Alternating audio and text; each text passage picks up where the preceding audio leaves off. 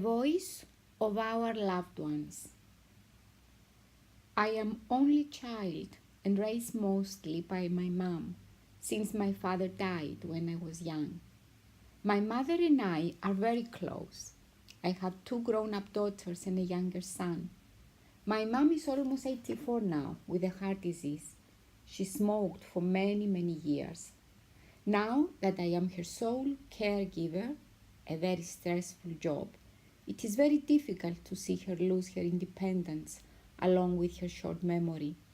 She has always been a loner, but a very wise woman who reads people well. I have pretty much followed her advice all my life.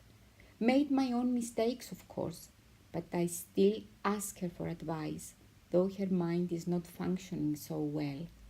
She keeps forgetting, even to eat or to go to the bathroom, but when I sit next to her and hold her hand, she keeps giving me the same advice. Be a kind person and help the people who need you. By all means, listen to seniors. There, within my soul, the tears hide. If only someone loved me enough to care. I sit in this room of emptiness, the agony that haunts me, shattered dreams that come and go, and my heart and whole soul, without love or family, they are gone. Here I sit, watching the mirror of me, barely alive, but living, waiting and praying someone will come and love me. I look in my book and I see the footprints leading to my heart. Someone does love me after all. Someone loves me. My tears flow and I shout, someone really loves me after all. A song I heard from an old man sitting in a wheelchair. I have been working with the elderly for 20 years. I do love them all with all my heart and soul. I hold their hands, wipe their tears, and I cry too at times. These wonderful people deserve the best at all times, not just near the end of their lives. What a wealth of knowledge and forgotten history each and every senior has to share. I would lay with my 85-year-old mama on her bed towards the end of her life. She would tell me family stories and anecdotes. We would laugh and we would cry. And through all of the laughter and tears, I was so very aware of the amount of knowledge and history she was sharing with me, and also the fact that there was so much I didn't and wouldn't know. There was not enough time.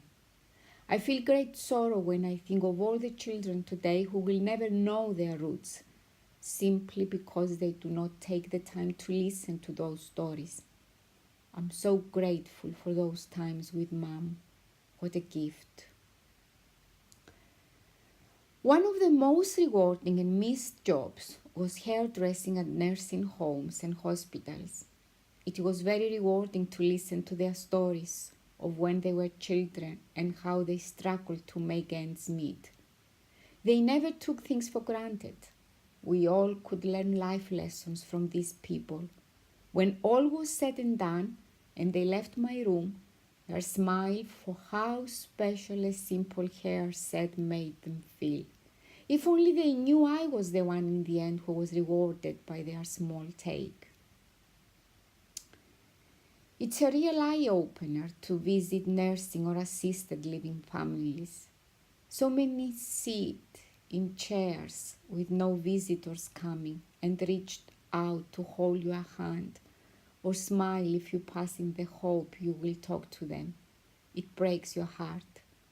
My dad was in such a facility for 6 weeks, and I was there every day, and I saw the same people day after day, sitting in chairs in the hallway, and they were invisible to everyone that passed.